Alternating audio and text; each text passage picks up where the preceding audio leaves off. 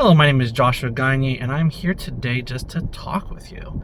And I hope that this channel will be me just talking after I drop off my son, most likely, and sharing my experiences as a teacher and entrepreneur and the journey that sort of led to me where I was, as well as just sharing some of my knowledge. So a little bit about myself is I've spent 10 years teaching, all in inner city urban education environments. I loved what I did. I went into teaching, honestly, as a gap year through Teach for America, thinking that it would be just a thing I start, then I quit, go to medical school and go on. And then I quickly realized that teaching was something that I was A, very passionate about, and B, was something that I had a lot of room for growth. I always thought that being a teacher wouldn't be that challenging. I think it just sort of was something to me that in my experience in school was something that was very low effort. And then as soon as I became a teacher, obviously reality check set in. And it was something a lot more difficult than I could have ever imagined or expected. And that's sort of what led me onto this wild journey of 10 years of teaching. So in teaching, I started as a chemistry teacher. I was a chemistry major at UCI. And then from chemistry, I went on to go ahead and teach 7th and 8th grade science for 2 years. And then I moved up on into high school where I taught chemistry. And then when I was there, I had the credential in the back burner. So I went ahead and started teaching physics. And physics is sort of where I sat for 6 years, where I brought AP Physics to the school. And then the last year that I taught, I brought AP Computer Science.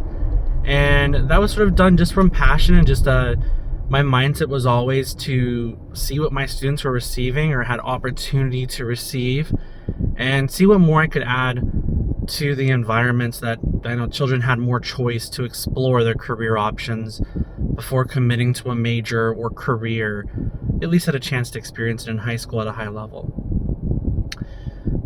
So yeah, I guess at the start, like, the question is why quit after 10 years?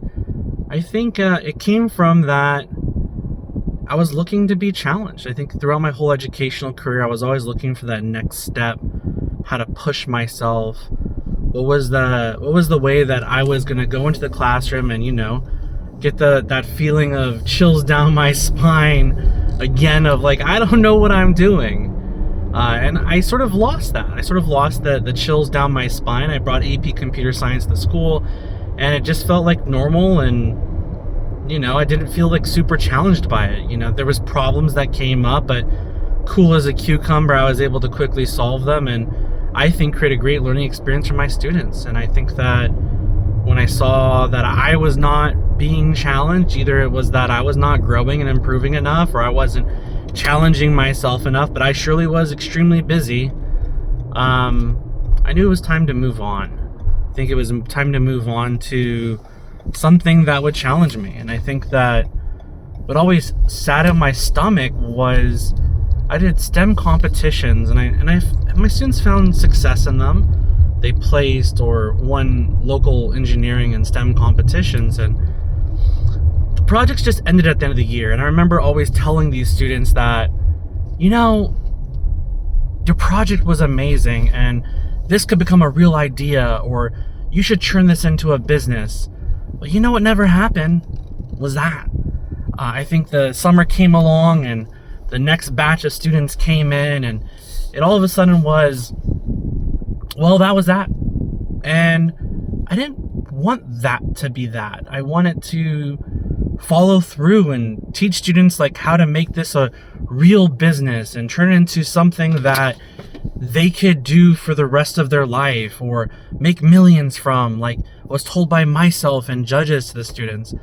And I honestly was a fish out of water. I had no clue how to start a business, how to be an entrepreneur, how to advise them effectively on making sales, getting funding, or any of those things. So I think the answer was quite clear for myself. It was that I want to understand this. And as a part of that, I think that it's not goodbye to teaching. It's that maybe this is a break. Once I understand this, I think that our youth and our students, especially in our urban inner cities, have so many ideas. They have so much trauma and I feel like experience in life that makes them informed of real problems in our world, and they have good solutions for them, because they're solving problems every day to get by. And being the problem solvers they are, I feel like there's definitely going to be room to support those students going to the next step. And as crazy as it sounds, is I think that I need this break because my responsibilities were so stacked. I wasn't able really to experiment or explore business entrepreneurship to this level as a teacher, considering all the responsibilities that I bared with it, which I'll probably share in due time. I think that now I'm like really setting into learning it, and really happy with my decision to transition out of teaching, maybe ... temporarily. But my hope is to help those students that I said, hey, that idea could be a real business and a real idea. My hope is that I help them follow through in the future. And that's sort of where I'm at now. So look forward to hearing from you again. It's my first post of many to come on my Cartalk. And go from there. Take care.